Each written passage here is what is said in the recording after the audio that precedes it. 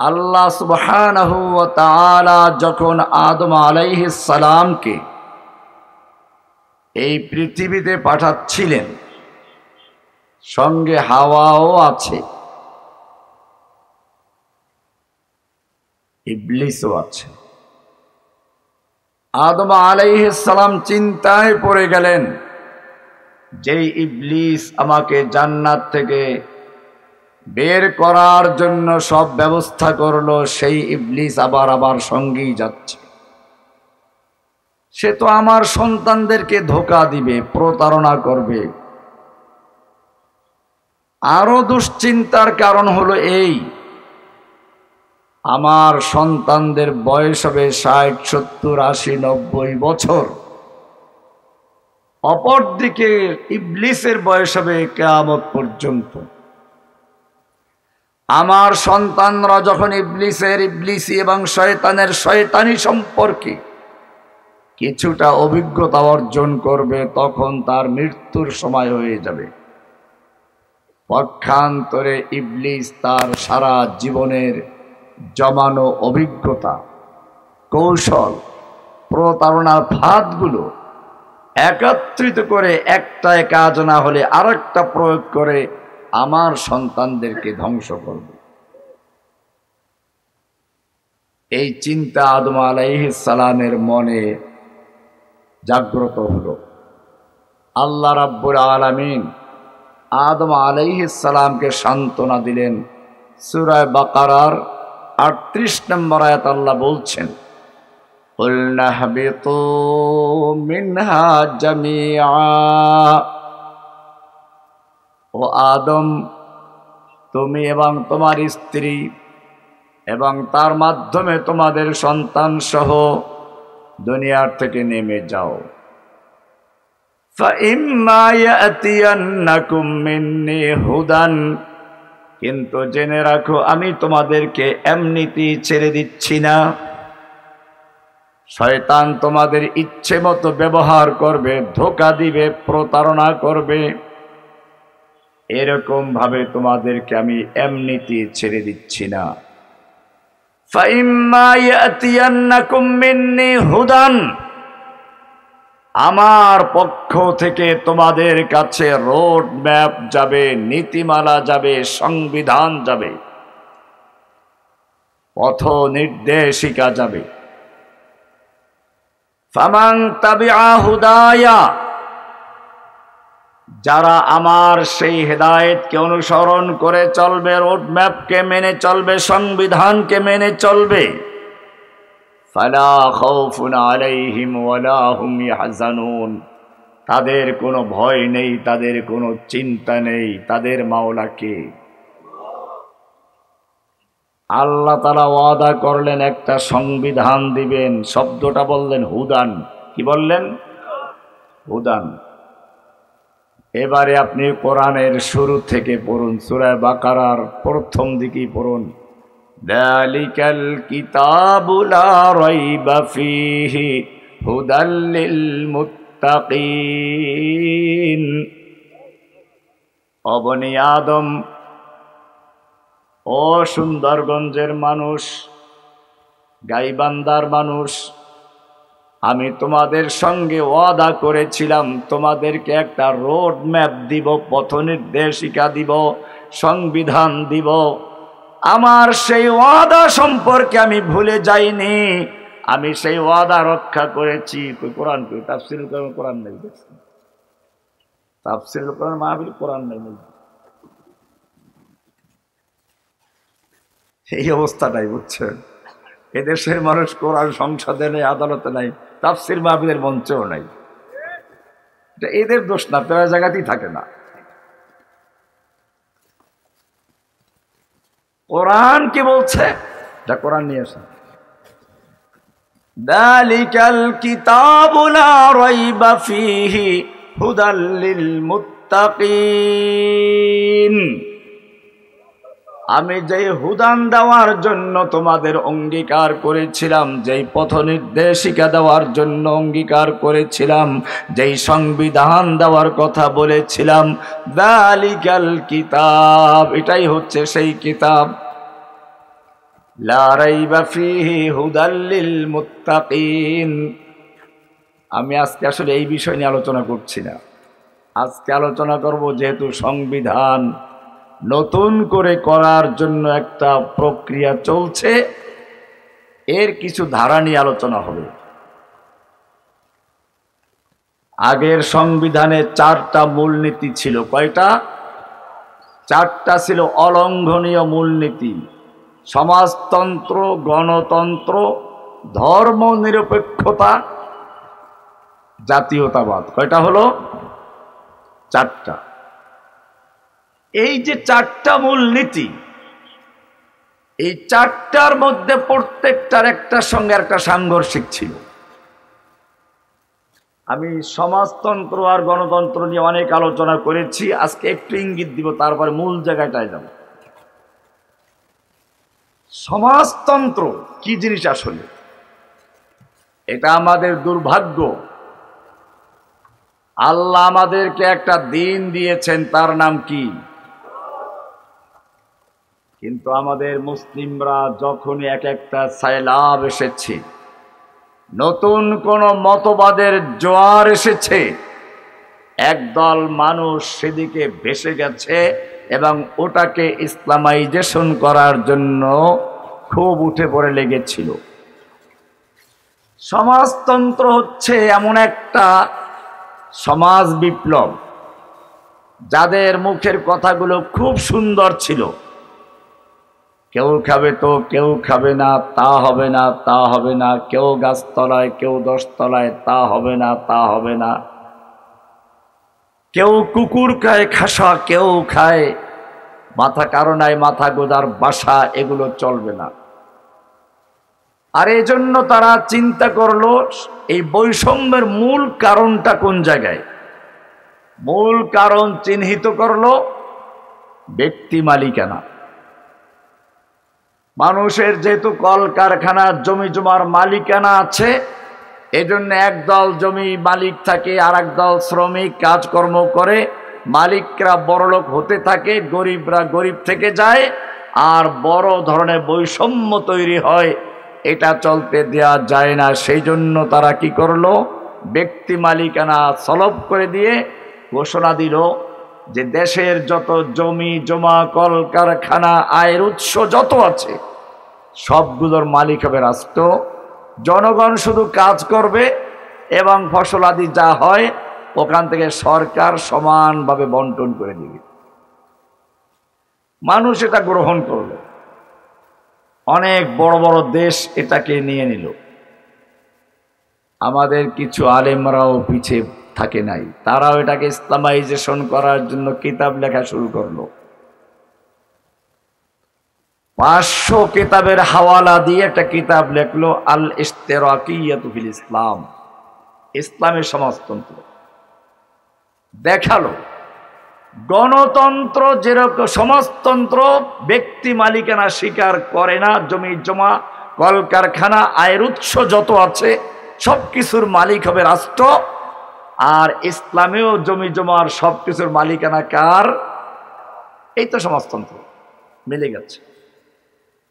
এরপরে আল্লাহর নবীর জীবনী দিয়ে তিনি কোনো সম্পদ জড়ো করেন নেই। আবু যর গিফারির হাদিস, এরকম প্রায় 500 কিতাবের হাওয়ালা দিয়ে কিতাব লেখলো সমাজতন্ত্রই ইসলাম।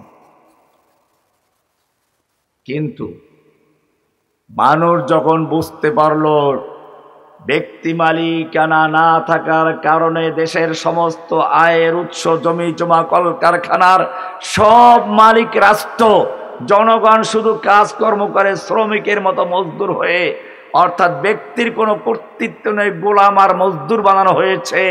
এটা তখন মানুষ বুঝতে পারলো, ও মাথা ব্যথা দূর করার জন্য মাথা কেটে ফেলার যে অর্থ এখানে, সেটাই হয়েছে। দেশের সমস্ত মানুষকে মজদুর আর শ্রমিক আর গোলাম বানিয়ে মুষ্টিমেয় কয়েকজন লোক নেতা বনে গেছে, মালিক বনে গেছে। এটা যখন মানুষ বুঝতে পারলো, এরপরে যখন দেখলো ব্যক্তি মালিকানা না থাকার কারণে আপনার জমিতে ফসল যাই হোক আপনি 2 রুটি পাবেন, আপনি কি বেশি কাজ করবেন? আর যদি জানেন যে ফসল যত বেশি হবে আমার লাভ, আমি ধনী হব, আপনি বেশি কাজ করবেন কিনা? মানুষ কাজকর্ম করা কমিয়ে দিল, দেশের আয় উৎপন্ন কমে গেল। এরপরে মানুষ দেখলো এই সমাজতন্ত্রের যারা স্লোগান দিয়েছিল কেউ খাবে তো কেউ খাবে না, সেই লিডারগুলো দেশের মালিক বনে এক একজন আর 10 জোড়া জুতা, 20টা পোশাক, আর ওদের দেশের সাধারণ শ্রমিকের পায়ে কোনো জুতাও নেই। তখন সমাজতন্ত্রীদের সেই বড় বড় মূর্তিগুলো রাশিয়ার রাজপথ থেকে, বড় বড় জায়গার থেকে ভেঙ্গে চুরমার করে, যেগুলো ভাঙ্গা সম্ভব হয় না, ক্রেনের রশিরা গিয়ে টেনে হেঁচড়ে দুমড়ে মুচড়ে সব নদীতে ফেলে দিয়েছে। এবারে আসলো গণতন্ত্র, সম্পূর্ণ এর বিপরীত। গণতন্ত্র মানে হচ্ছে, এর বিভিন্ন দিক আছে, আমি শুধু অর্থনীতির দিকটা বলছি। গণতন্ত্রে ব্যক্তি মালিকানা স্বীকার করা হয় এবং আপনি কলকারখানার মালিক, যত আয় করবেন সবটার মালিক আপনি। আপনি শ্রমিকদের বেতন দিবেন, কর্মচারীদের বেতন দিবেন, বাস তাদের কাজ শেষ, তাদের কোনো অধিকার নেই। এতে ধনীরা ধনী হচ্ছে, গরিবরা গরিব থাকছে। ধনীরা সুদে টাকা লাগায়, গরিবরা ব্যাংকের থেকে সুদে টাকা নেয়। এরপরে গরিবের সেই গরু কিনলো, গরু মরে গেল। ফসল উৎপন্ন করলো, ফসল পানিতে প্লাবনে ডুবে ধ্বংস হয়ে গেল।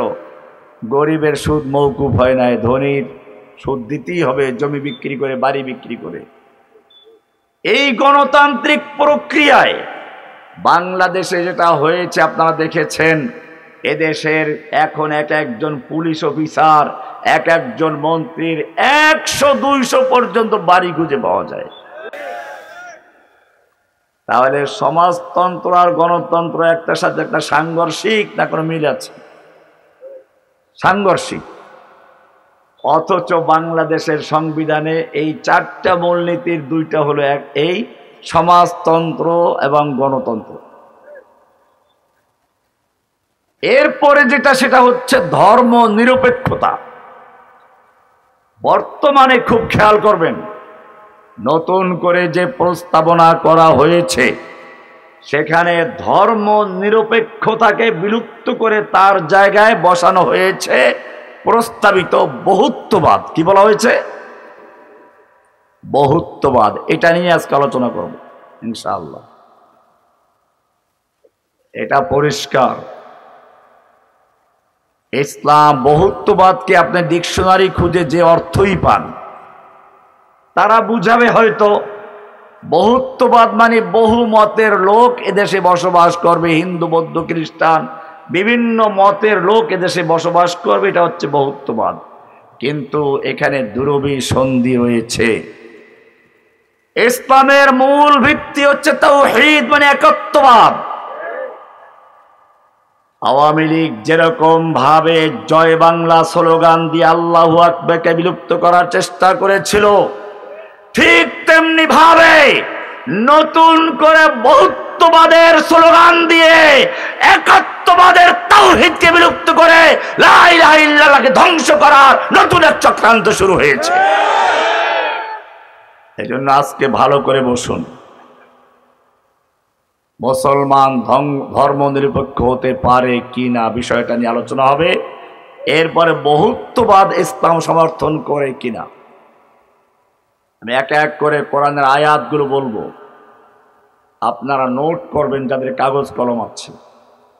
কাগজ কলম না থাকলে রেকর্ড হচ্ছে, বারবার শুনে কাগজ কলম দিয়ে নোট করে এটাকে আপনারা মুখস্থ করবেন, সারা বাংলায় ছড়িয়ে দিবেন।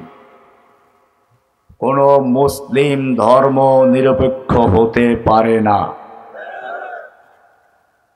বিশ্বের যতগুলো মানুষ ঢাকা বিশ্ববিদ্যালয়ের কয়েকটা বাংলা বিভাগের নাস্তিক ছাড়া দুনিয়ার সব মানুষ ধর্মের পক্ষে। বিশ্বের মানুষ যারা খ্রিস্টান তারা ধর্মের পক্ষে না বিপক্ষে? যারা ইহুদি তারা ধর্মের পক্ষে না বিপক্ষে? যারা হিন্দু তারা ধর্মের পক্ষে না বিপক্ষে? যারা মুসলমান তারা ধর্মের পক্ষে না বিপক্ষে? এবারে আমরা কোরআনের এক এক আয়াত নিব। আল্লাহ সুবহানাহু ওয়া তাআলা দেখাচ্ছেন শুধু মানুষ নয়, সৃষ্টির চন্দ্র সূর্য গ্রহ নক্ষত্র গাছগাছালি পশু পক্ষী পর্যন্ত সবাই ধর্মের পক্ষে এবং সবাই মুসলিম। জোরে বলুন সুবহানাল্লাহ। কোরআন থেকে এক এক করে ইনশাআল্লাহ দলিল পেশ করা হচ্ছে। প্রথমেই আছে কোরআনের সূরা আলে ইমরান 3 নম্বর সূরার 19 নম্বর আয়াত, ইন্নাদ-দীনা ইনদাল্লাহিল ইসলাম।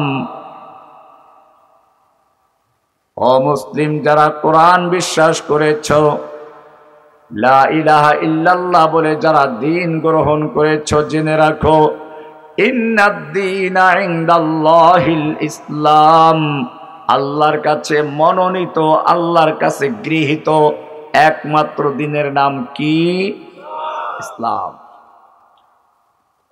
এরপরে সূরা আলে ইমরানের 85 নম্বর আয়াত আল্লাহ বলছেন ইসলাম গ্রহণ করলে এরপর অন্য কিছু মানা যাবে কিনা। কোরআন বলছে ওয়ামাইয়াবতাগি গায়রাল ইসলামি দীনান ফালান ইউকবালা মিনহু ওয়া হুয়া ফিল আখিরাতি মিনাল খাসিরিন। যেই ব্যক্তি ইসলাম বাদ দিয়ে অন্য কোনো দিনের মধ্যে কল্যাণ তালাশ করে, মুক্তি তালাশ করে, কল্যাণ খুঁজে বেড়ায়, ফালাই ইউকবালা মিনহু, তার থেকে কিছুই গ্রহণযোগ্য হবে না। সে যত নামাজ রোজা হজ যাকাত তাসবিহ তাহলিল যা কিছু করুক না কেন, আল্লাহ বলছেন ফালাই ইউকবালা মিনহু, তার কিছুই গ্রহণযোগ্য হবে না। ওহুয়া ফিল আখিরাতি মিনাল খাসিরিন, সে আখিরাতে ফিরাউন, হামান, নমরুদ এবং আরো যারা ক্ষতিগ্রস্ত রয়েছে তাদের অন্তর্ভুক্ত হয়ে যাবে। কে বলেছেন? এবারে কোরআনের আরেকটা আয়াত আরো গুরুত্বপূর্ণ, সূরা মায়েদার 3 নম্বর আয়াত। আপনি বলবেন ইসলাম পূর্ণাঙ্গ কিনা? আল্লাহর নবী সাল্লাল্লাহু আলাইহি ওয়াসাল্লাম নবুয়ত প্রাপ্তির পর থেকে দীর্ঘ 23 বছর পর্যন্ত এই কালেমার দাওয়াত দিলেন, কোরআনের বাণী শোনালেন। এবারে বিদায় হজের ভাষণ দিচ্ছেন। শুরুতেই বললেন আমার সাহাবীরা হয়তো আগামী বছর তোমাদের সঙ্গে আমার আর এখানে সাক্ষাৎ হবে না। শুনে রেখো, আমাকে আল্লাহ তাআলা একটা দায়িত্ব দিয়ে পাঠিয়েছিলেন।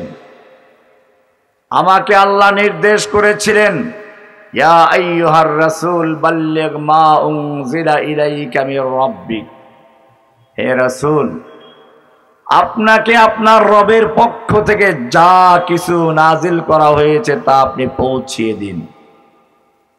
আমার প্রতি এই নির্দেশ। ও আমার সাহাবীরা বলো, কিয়ামতের মাঠে আমাকে আল্লাহ জিজ্ঞেস করবে আমি কি পৌঁছিয়েছি কিনা? তোমরা সাক্ষী দাও, আলা হাল বাল্লাগতু, আলা হাল বাল্লাগতু, আলা হাল বাল্লাগতু, আমি কি পৌঁছিয়েছি, আমি কি পৌঁছিয়েছি? 3 বার প্রশ্ন করলেন। সাহাবায়ে কেরাম উত্তর দিলেন নাআম কাদ বাল্লাগতার রিসালাহ ওয়া আদাইতাল আমানা ওয়া নাসাহতাল উম্মাহ। হে নবী, আমরা সাক্ষ্য দিচ্ছি আপনি আল্লাহর দেওয়া রিসালাতের দায়িত্ব ঠিকমতো পৌঁছিয়েছেন, আল্লাহর আমানত আপনি ঠিকমতো আদায় করেছেন, আপনি আল্লাহর দেওয়া উম্মতের জন্য যে আমানত ছিল তা যথেষ্ট কল্যাণকর উপায়ে আপনি আদায় করেছেন। আল্লাহর নবী এবার আকাশের দিকে আঙ্গুল ইঙ্গিত করে বলছেন আল্লাহুম্মা শাহাদ, আল্লাহুম্মা শাহাদ, আল্লাহুম্মা শাহাদ। হে আল্লাহ তুমি সাক্ষী থাকো, হে আল্লাহ তুমি সাক্ষী থাকো, হে আল্লাহ তুমি সাক্ষী থাকো। আমার উম্মত সাক্ষী দিচ্ছে আমি আমার দায়িত্ব ঠিক মতো পৌঁছিয়েছি। আল্লাহর নবী এই কথা বলার পরে এই বিদায় অনুষ্ঠানটা আল্লাহর কাছে এত ভালো মনে হয়েছে, জিব্রাইলকে পাঠিয়ে দিলেন, যাও এই বিদায় অনুষ্ঠানের উপরে সিলমোহর লাগাও। কোরআনের আয়াত নাজিল হয়ে গেল, আল-ইয়াওমা আকমালতু লাকুম দীনাকুম, আল-ইয়াওমা আকমালতু লাকুম দীনাকুম ওয়া আতমামতু আলাইকুম নি'মাতি ওয়ারাদিতু লাকুমুল ইসলাম দীনা। হে নবী, আপনি বিশ্ববাসীকে জানিয়ে দিন, আল ইয়াউমা আকমালতু লাকুম দীনাকুম, আজকে আমি তোমাদের জন্য তোমাদের দিনকে মুকাম্মাল করে দিলাম, পরিপূর্ণ করে দিলাম।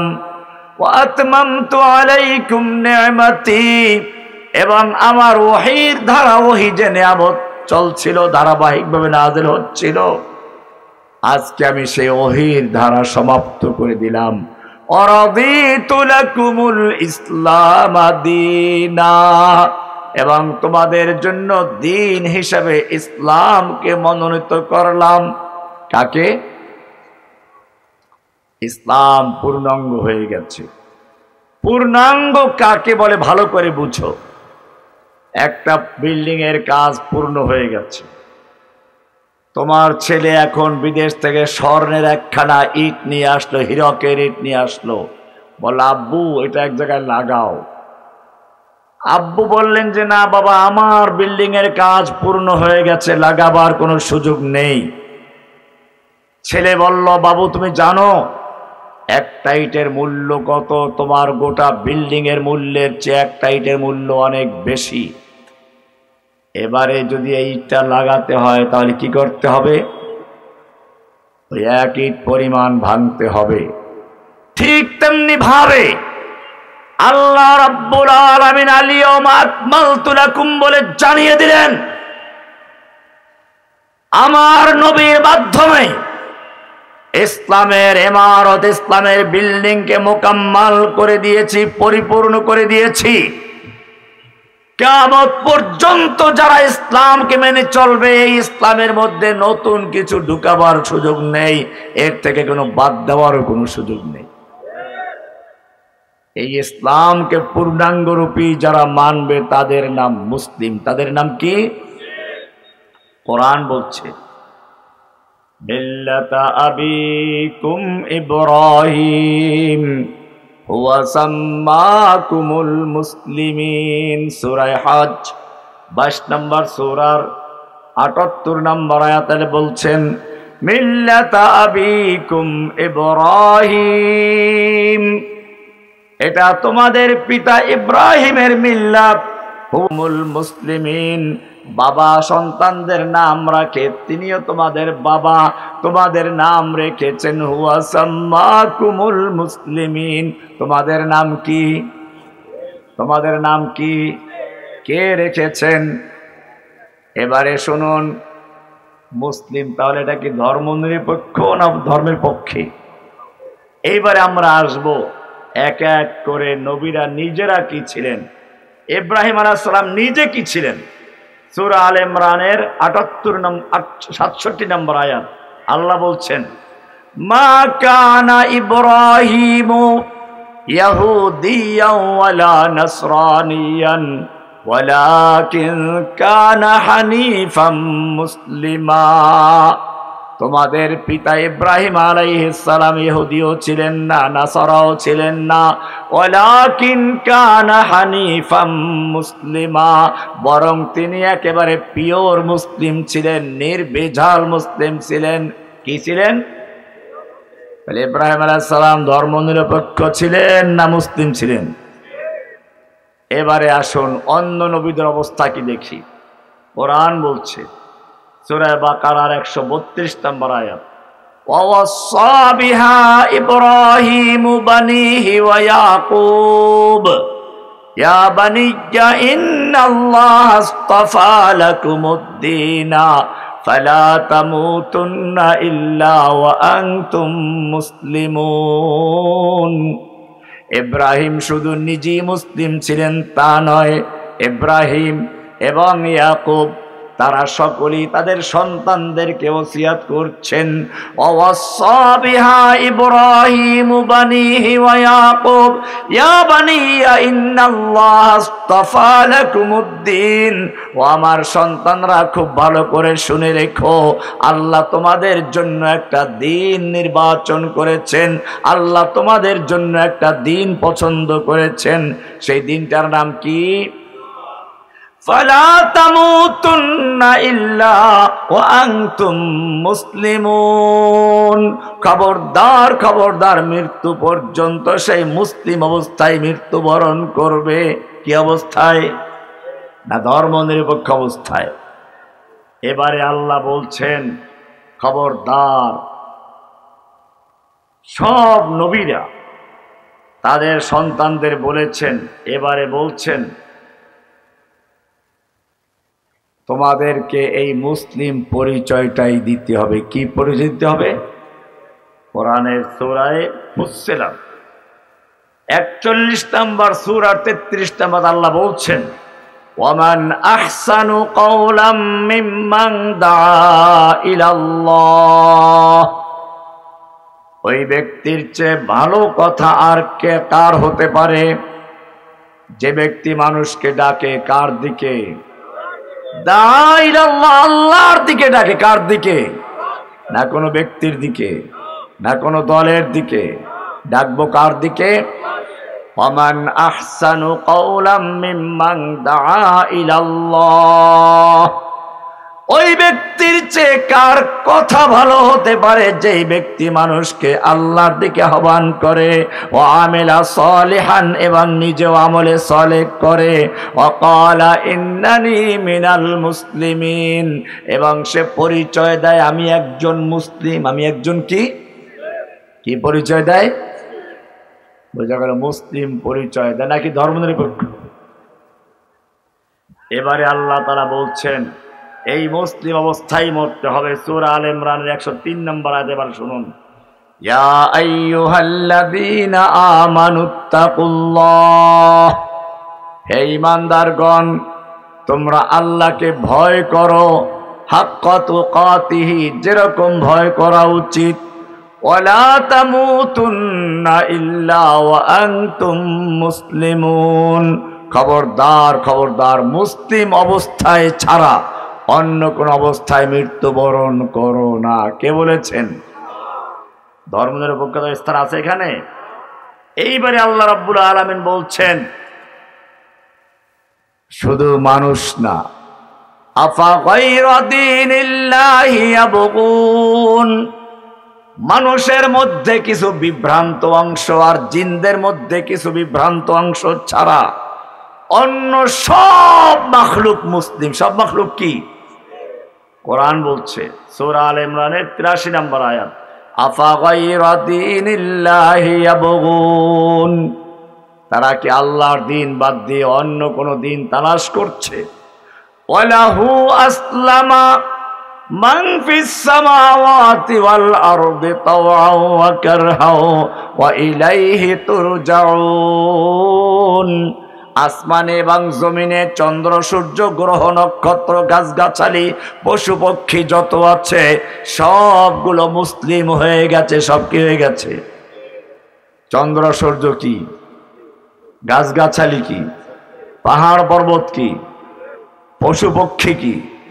গরু ছাগল কুকুর শুকুর পর্যন্ত কি? কে বলেছেন? কোথায় আছে? আলে ইমরানের 83 নম্বর আয়াত।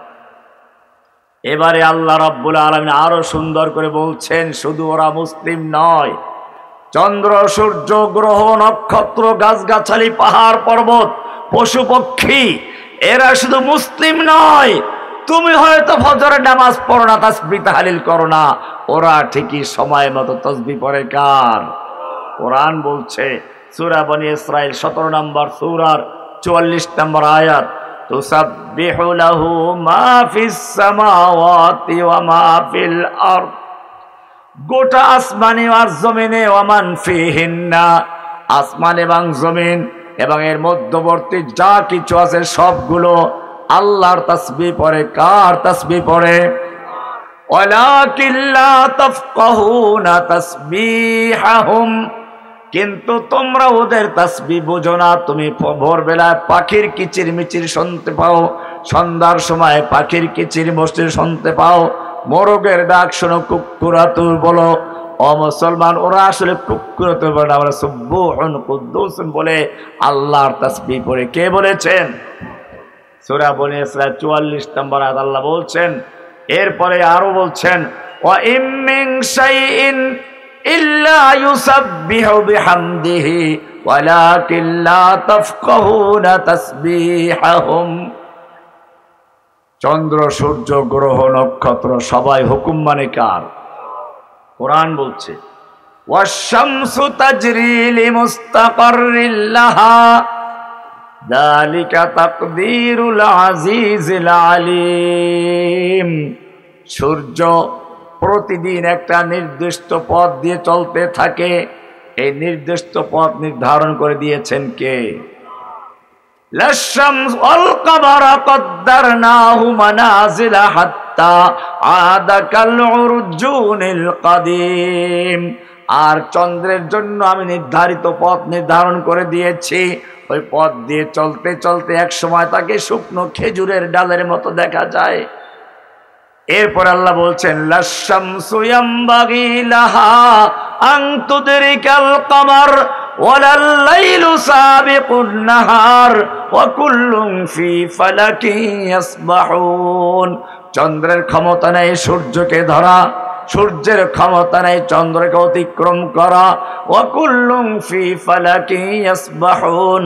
চন্দ্র, সূর্য, গ্রহ, নক্ষত্র সবগুলো আল্লাহর হুকুম মেনে মুসলিম হয়ে আল্লাহর অনুগতে চলতে থাকে। কে বলেছেন? সূরা ইয়াসিন এর 38 নম্বর আয়াত। বোঝা গেল সবাই হুকুম মানে কার? সবার পরিচয় কি? মুসলিম। এবারে আমরা আসব, মুসলিমরা বহুত্ববাদী বিশ্বাস করতে পারে না, একত্ববাদী বিশ্বাস করে।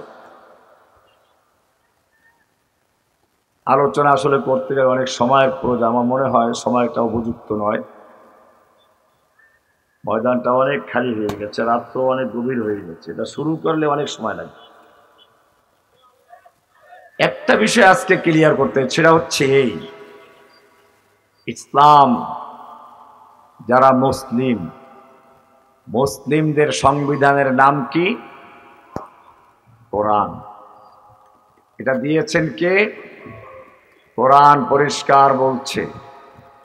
সূরা নিসা 60 নম্বর আয়াত আল্লাহ বলছেন আলাম তারা ইলাল্লাযীনা ইয়াজউমুনা আন্নাহুম আমানু বিমা উনজিলা ইলাইকা ওয়া মা উনজিলা মিন ক্বাবলিক। হে নবী, আপনি কি ওই সমস্ত লোকদেরকে দেখেননি যারা দাবি করে, ইয়াজউমুন যারা দাবি করে, আন্নাহুম আমানু বিমা উনজিলা ইলাইকা তারা ঈমান এনেছে ওই কিতাবের প্রতি যা আপনার প্রতি নাযিল করা হয়েছে, কোরআনের প্রতি।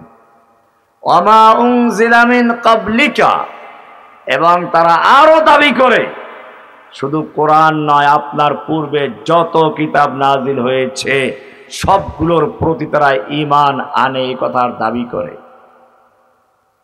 وقد أمروا ويريدون أن يتحاكموا إلى الطاغوت।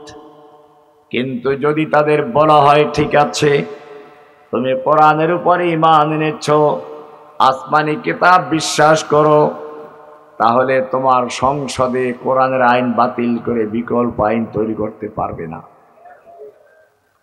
তোমার আদালতে ব্রিটিশের আইন দিয়ে চলতে পারে না। আল্লাহ বলছেন ইউরিদুনা ইয়াতাহাকামু ইলা তাগুত, তারা আল্লাহর কোরআনের আইন বাদ দিয়ে, আসমানি কিতাবের আইন বাদ দিয়ে, ইউরিদুনা ইয়াতাহাকামু ইলা তাগুত, তারা তাগুতের আদালতে বিচার ফয়সালার জন্য যায়, ব্রিটিশের আইন দিয়ে বিচার ফয়সালা করে, নিজেরা সংসদে বসে আইন তৈরি করে সে আইন দিয়ে বিচার ফয়সালা করে। ওয়াকাদ উমিরু আন ইয়াকফুরু বিহি, অথচ তাদেরকে বলা হয়েছিল এগুলো অস্বীকার করতে।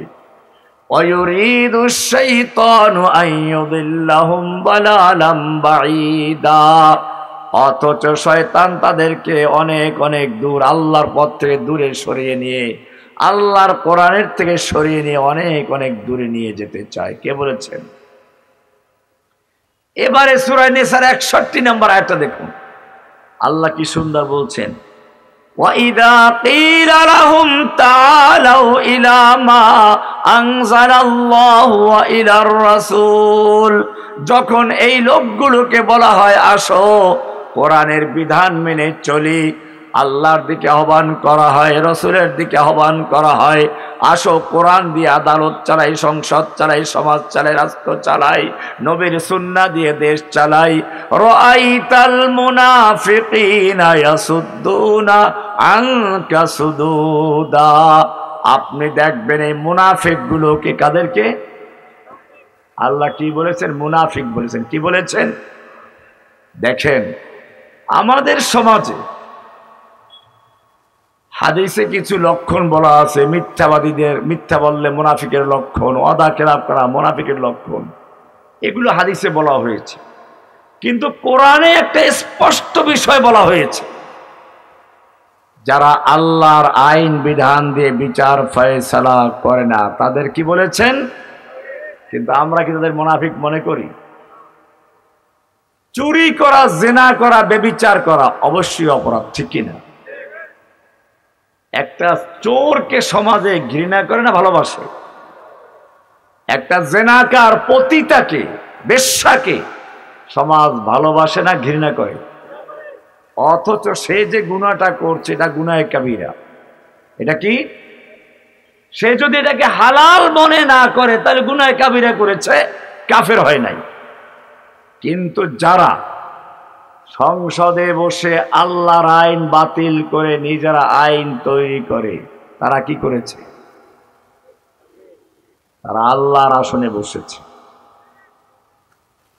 যারা আদালতে বসে আল্লাহর আইন বাদ দিয়ে মানব রচিত আইনে বিচার ফয়সালা করে, তারা কি করে? তাদের সম্পর্কে আল্লাহর কোরআন কি বলছে? জেনাকার সম্পর্কে এই কথা বলেন ভাই। কোরআনের সূরায়ে মায়দা 44, 45, 47 নম্বর আয়াত পড়বেন, পরিষ্কার বলা আছে, ওয়ামান লাম ইয়াহকুম বিমা আনজালাল্লাহু ফাউলাইকা হুমুল কাফিরুন, যারা আল্লাহর নাজিলকৃত বিধান দিয়ে বিচার ফয়সালা করে না তারাই কাফের। ফাউলাইকা হুমুল যালিমুন, তারাই হচ্ছে জালেম। ফাউলাইকা হুমুল ফাসিকুন, তারাই হচ্ছে ফাসিক। কে বলেছেন? এতটুকু বললো শেষ হতো। আল্লাহ কসম করে বলছেন সূরা নিসার 65 নম্বর আয়াতে, ফালা ওয়া রাব্বিকা লা ইউমিনুন, ফালা ওয়া রাব্বিকা লা ইউমিনুন, না আপনার রবের কসম, খবরদার ওরা মুমিন নয়। কে বলছেন? আল্লাহ কসম করে বলছেন, ফালা ওয়া রাব্বিকা লা ইউমিনুনা হাত্তা ইউহাক্কিমুকা ফীমা শাজারা বাইনাহুম, যতক্ষণ পর্যন্ত তাদের পারস্পরিক মুআমালার ক্ষেত্রে, বিবাদের ক্ষেত্রে, বিচার ফয়সালার ক্ষেত্রে, মামলা মোকদ্দমার ক্ষেত্রে আপনার কাছে বিচার ফয়সালার জন্য না আসবে, কোরআনের কাছে বিচার ফয়সালা না নিয়ে আসবে, শুধু বিচার ফয়সালা আনলেই চলবে না, সুম্মা লা ইয়াজিদু ফি আনফুসিহিম হারাজাম মিম্মা কাদাইতা, অতঃপর কোরআন যেই বিচার করবে, আপনি যেই বিচার ফয়সালা করবেন, আপনি যেই সিদ্ধান্ত দিবেন, সেই ব্যাপারে তাদের অন্তরে কোনো সংশয় থাকবে না, দ্বিধাদ্বন্দ্ব থাকবে না। ওয়ায়ুসাল্লিমু তাসলিমা, আর তারা সম্পূর্ণরূপে মেনে নিবে। এইটা না নেওয়া পর্যন্ত সে মুসলিম হতে। এবারে আমরা দেখাবো মদ ইসলামে হালাল না হারাম। সূরা মায়দার 90 এবং 91 নম্বর আয়াতটা পড়বেন, পরিষ্কার বলা আছে, ইয়া আইয়ুহাল্লাযীনা আমানু ইন্নামাল খামরু ওয়াল মাইসিরু ওয়াল আনসাবু ওয়াল আজলামু রিজসুম মিন আমালিশ শাইতানি ফাজতানিবুহু। হে ঈমানদারগণ, যারা ঈমানের দাবি করো, লা ইলাহা ইল্লাল্লাহ বলে ঈমান এনেছো, ভালো করে শুনে রেখো, ইন্নামাল খামরু ওয়াল মাইসিরু ওয়াল আনসাবু, নিশ্চয় মদ, জুয়া, মূর্তি, লটারি, এই সবগুলো হচ্ছে শয়তানের কাজ। আমালুম রিজসুম মিন আমালিশ শাইতান, শয়তানের নাপাক কাজ। ফাজতানিবুহু, তবে তোমরা এগুলোর থেকে বিরত থাকো। কে বলেছেন? এটা 90 নম্বর আয়াত। 91 নম্বর আয়াত আল্লাহ তাআলা কারণ উল্লেখ করে দিয়েছেন, কি সুন্দর করে বলছেন, ইন্নামা ইউরিদুশ শাইতানু আইয়ুকিআ বাইনাকুমুল আদাওয়াতা ওয়াল বাগদা ফিল খামরি ওয়াল মাইসির ওয়া ইয়াসুদ্দাকুম আন যিকরিল্লাহি ওয়া আনিস সালাহ। নিশ্চয়ই শয়তান মদ এবং জুয়ার মাধ্যমে তোমাদের সামাজিক ঐক্যবদ্ধতা ভেঙে দিতে চায়। ইন্নামা ইউরিদুশ শাইতানু আইয়ুকিআ বাইনাকুমুল আদাওয়াতা ওয়াল বাগদা। ইসলাম তোমাদেরকে সামাজিকভাবে বন্ধন করে দিয়েছে, তোমরা মুসলিম, একে অপরের ভাই, কিন্তু মদ এবং জুয়ার মাধ্যমে শয়তান চায় তোমাদের মধ্যে ঘৃণা এবং শত্রুতা সৃষ্টি করে সামাজিক বিশৃঙ্খলা সৃষ্টি করতে চায়। ওয়ায়াসুদ্দাকুম আন যিকরিল্লাহ, এবং তোমাদেরকে আল্লাহর জিকির থেকে গাফেল করে দিয়ে মানসিকভাবেও তোমাদেরকে অশান্তি সৃষ্টি করতে চায়। ওয়ায়াসুদ্দাকুম আন যিকরিল্লাহি ওয়া আনিস সালাহ, এবং সালাত থেকে বিরত রাখতে চায়। কে বলেছেন? মদ জুয়া সম্পর্কে আল্লাহ এত সুন্দর করে বললেন। আমাদের দেশে মদের লাইসেন্স আছে কিনা? মদ খাওয়ার জন্য লাইসেন্স দেওয়া হয়। এবারে আমি জিজ্ঞেস করি, আল্লাহ যে মদটাকে হারাম করলেন, এইটা যে ব্যক্তি লাইসেন্স দিয়ে হালাল করে দেয়, তারা মুসলমান না কাফের? যারা মদ খাওয়ার জন্য লাইসেন্স দেয়, তারা মুসলমান না কাফের? তাহলে সমাজে জেনাকারের অপরাধ বেশি না এদের অপরাধ বেশি? কিন্তু আমাদের সমাজ কি তাদেরকে অপরাধী মনে করে? কোরআনে আল্লাহ রাব্বুল আলামিন সূরা বাকারার 275 থেকে শুরু করে 79 পর্যন্ত মদ জুয়া সুদ সম্পর্কে আলোচনা করেছে। দুই একটা আয়াত আমি বলি। কোরআন বলছে, ওয়াহাল্লাল্লাহুল বাইআ ওয়া হাররামার রিবা, আল্লাহ ব্যবসাকে হালাল করেছেন, সুদ কে করেছেন কি? হারাম। কে করেছেন? এরপরে একটু আগে যান, 278 নম্বর আয়াত, আল্লাহ বলছেন, ইয়া আইয়ুহাল্লাযীনা আমানুত্তাকুল্লাহ, ওহে ঈমানদারগণ, যারা লা ইলাহা ইল্লাল্লাহ বলে ঈমান এনেছো, ইত্তাকুল্লাহ, আল্লাহকে ভয় করো, ওয়াদারু মা বাকিয়া মিনার রিবা ইন কুনতুম মুমিনিন, তোমাদের যত পাওনা সুদ আছে, বকেয়া সুদ আছে, সব বর্জন করো। ইন কুনতুম মুমিনিন, যদি মুমিন হয়ে থাকো। ফাইল্লাম তাফআলু, আল্লাহর বিধান জানার পরেও যদি তোমরা সুদ বর্জন করতে না পারো, ফাআযানু বিহারবিম মিনাল্লাহি ওয়া রাসূলিহি, তাহলে খবরদার, আল্লাহ এবং তার নবীর সঙ্গে যুদ্ধের জন্য প্রস্তুত হয়ে যাও। যেই সুদ সম্পর্কে আল্লাহ এত কঠিন কথা বললেন, এই সুদকে যারা লাইসেন্স দিয়ে হালাল করে দেয়, তারা মুসলমান না কাফের? সোনালী ব্যাংক, রূপালী ব্যাংক, পূবালী ব্যাংক, জনতা ব্যাংক, যতগুলো ব্যাংক আছে সবগুলোতে সুদের কারবার হয় কিনা? বৈধভাবে করে না অবৈধভাবে করে? বৈধভাবেই করে। বৈধ করলো কিভাবে? লাইসেন্স করে। তাহলে আল্লাহর হারামকৃত সুদকে যারা লাইসেন্স দিয়ে হালাল করে দিল, ও মুসলমান, জিজ্ঞেস করি, জেনাকার বড় গুনাহগার না এই লোকগুলো বেশি গুনাহগার? শয়তান আমাদেরকে এটা বুঝতে দেয় নাই। এটাই হচ্ছে ভিআইপি শিরিক। এটাই হচ্ছে কি? ভিআইপি শিরিক, যেই শিরিকগুলো মানুষ বুঝে না। লা ইলাহা ইল্লাল্লাহ বলে আমি সবসময় বলি ইসলাম কবুল করেছি। কি বলেছি? একজন লোক যখন লা ইলাহা ইল্লাল্লাহ বলে স্বীকৃতি দেয়, সে পরিষ্কার করে দেয়, লা মানে নেই, ইলাহ মানে কোনো মাবুদ যার আনুগত্য করা যায়। উপাসনা করা যায়, পূজা করা যায়, যার কাছে প্রার্থনা করা যায়, যার নামে সিজদা করা যায়, এমন কেউ নাই। সব উৎখাত করে ইল্লাল্লাহ বলে শুধু একজনকে বসায়। কাকে? আমি এটা এভাবে উদাহরণ দিই। একটা পুরাতন বিল্ডিং এর রং করতে গেলে মানুষ প্রথমে পুরাতন রংটা ঘষে মেজে ধুয়ে মুছে পরিষ্কার করে তারপরে নতুন রং করে।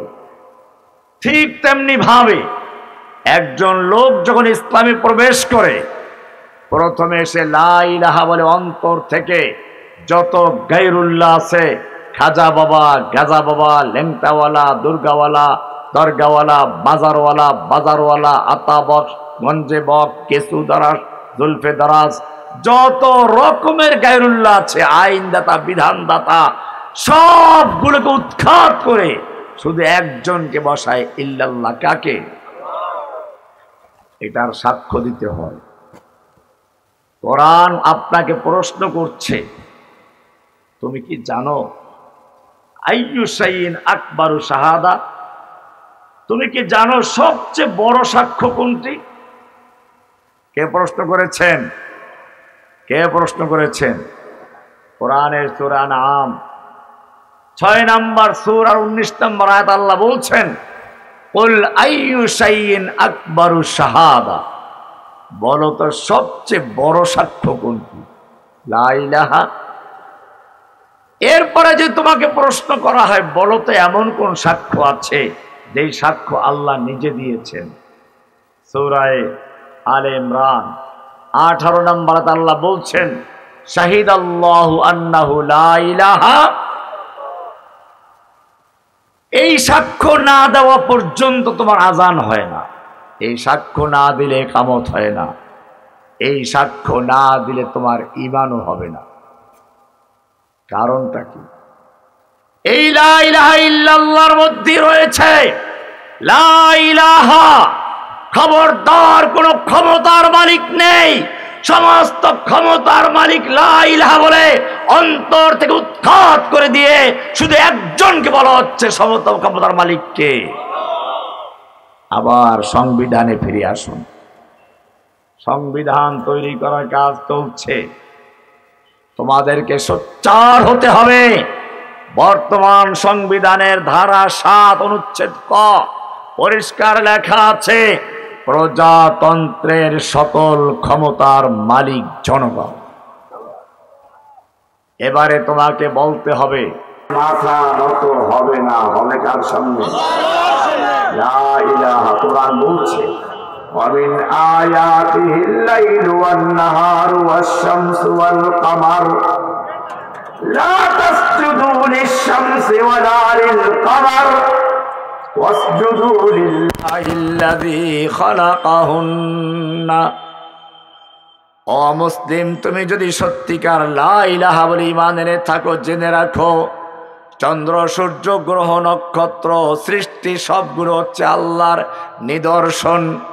লা তাসজুদু লিশ-শামসি ওয়ালা লিল-কামার, খবরদার তোমরা চন্দ্র সূর্যকে বা কোনো সৃষ্টিকে সিজদা করবে না। ওয়াসজুদু লিল্লাহিল্লাযী খালাকাহুন্না, তোমরা বরং এইগুলো যিনি সৃষ্টি করেছেন তার সিজদা করো। হুকুম দিয়েছেন কে? আপনি বলবেন আমরা তো মাজারও সিজদা করি না, পীরের পায়ে সিজদা করি না, আমাদেরকে এই কথা বলে লাভটা কি? আপনারা ঠিক করেন না, ঠিক আছে। স্কুলের সামনে, কলেজের সামনে শহীদ মিনার তৈরি করা আছে কিনা? সেইখানে গিয়ে মাথা ঝুঁকে ফুল দেন কিনা? নগ্ন পায়ে হেঁটে যান। আদালতে গিয়ে জজের সামনে ঝুঁকে একটা সালাম দেন কিনা? মাজারও তো বাদ দিলাম। এরকম যদি আমরা তালাশ করি, পদে পদে আমরা রাষ্ট্রীয় শিরকে লিপ্ত আছি, অথচ এই শিরকগুলো নিয়ে আমাদের কোনো মাথা কামানো নেই। নবীদের যুদ্ধ হয়েছিল কি এই গরিবদের শিরকের জন্য? ঠিক আছে, মাজার পূজা শিরিক, পীর পূজা শিরিক, অমুক তমুক শিরিক, মাজারে মান্যত করা শিরিক, কিন্তু এই সব শিরিককে লালন করে যেই শিরিক, সেটা হচ্ছে ভিআইপি শিরিক। যদি আজকে ইসলামে কোরআনের বিধান থাকে, তাহলে এইসব শিরিক থাকবে? আর মাজার পূজা থাকবে? তাবিজ কবজের ব্যবসা থাকবে? জিন ভূতের ব্যবসা থাকবে? কাজে বোঝা গেল আসল সমস্যা কোথায়। লা ইলাহা, আসল সমস্যা হচ্ছে ওই জায়গাটা আল্লাহ যে সংবিধান দিয়েছিলেন, যেখান থেকে শুরু করেছিলাম, যখন আল্লাহ তাআলা আদমকে পাঠাচ্ছিলেন তখন বলছিলেন কুলনা হাবিতু মিনহা জামিআ, যাও সবাই নেমে যাও, আমি তোমাদের কেমনি ছেড়ে দিব না। ফাইম্মা ইয়াতিয়ান্নাকুম মিন্নি হুদান, আমার পক্ষ থেকে হেদায়েত যাবে, রোড ম্যাপ যাবে। ফামান তাবিআ হুদায়া, যে ব্যক্তি আমার এই রোড ম্যাপকে অনুসরণ করবে, ফালা খাউফুন আলাইহিম ওয়ালা হুম ইয়াহজানুন, তাদের কোনো ভয় নেই, তাদের কোনো চিন্তা নেই। আজকে এতটুকুই বললাম, কারণ এত রাত্রে আসলে আমার শরীর ভালো না। আমি ওনাদের বলেছিলাম যে একটা কাজ করো, আমাকে রাত 4টায় উঠাই দিও, ভালো হবে। হয়তো 9টায় আর নইলে 4টায়, আমার এটা অভ্যাস। জেলখানার থেকে আসছি তো, জেলখানায় রাত্রে 9টায় ঘুমিয়ে পড়তাম, রাত 3টায় উঠে পড়তাম। কাজে এখন যারা মাহফিল করে তাদেরকে বলে দেই যে আমাকে এসার পরে উঠাই দিবা, 9টার মধ্যে শেষ করে দিব, আর নইলে রাত্র 3টায় উঠাইবা, 4টায় শেষ করে দিব। আজকে এখানে বলেছি, আমি শুয়ে পড়েছিলাম, কথাই বুঝতেছেন, ঘুমের ঘুমে ভাব আছে এখনো।